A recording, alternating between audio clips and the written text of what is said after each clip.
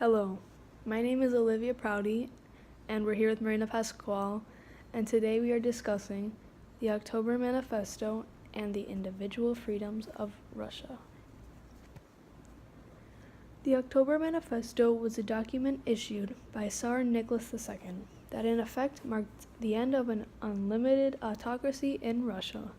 It created freedom of speech, but it also permitted freedom of assembly and freedom of association that prohibited the people to form political parties and unions to express their concerns and ideas on their behalf.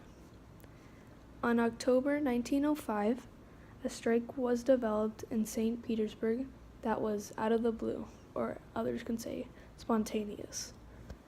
The government in St. Petersburg was up against a rival government within the city, a government of the workers.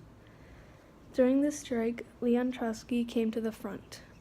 Tsar Nicholas was faced with two choices: either more repression or some form of constitutional reform. He turned to Count Woody for advice. Woody believed that the military couldn't be fully trusted and advised Nicholas to go for reform. Woody made these reforms and Nicholas signed them on October 17, 1905.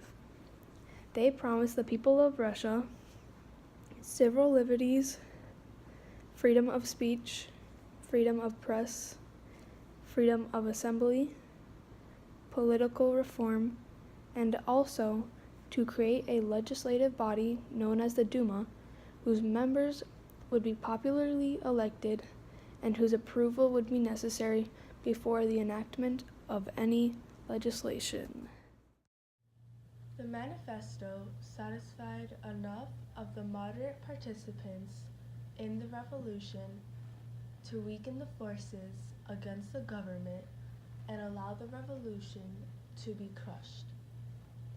Only then did the government formally fulfill the promises of the manifesto.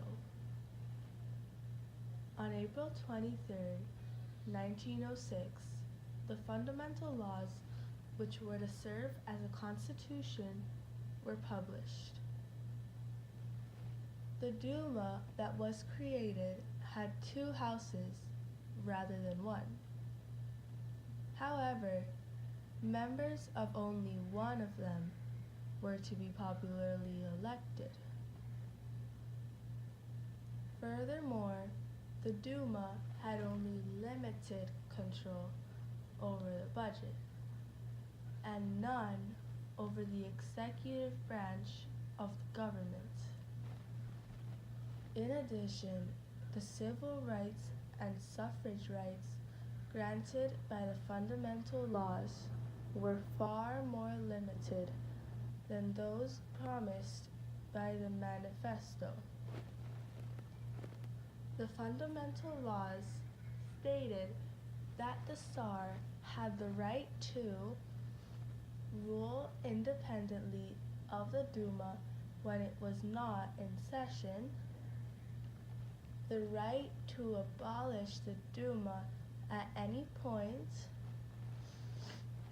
power to change the electoral system, power to appoint ministers he wanted to the council, and sole command of the army and navy, giving him military power to crush any uprising. Although the fundamental laws did not meet all of the demands of the people in the 1905 revolution, it did solidify the promises made in the October Manifesto.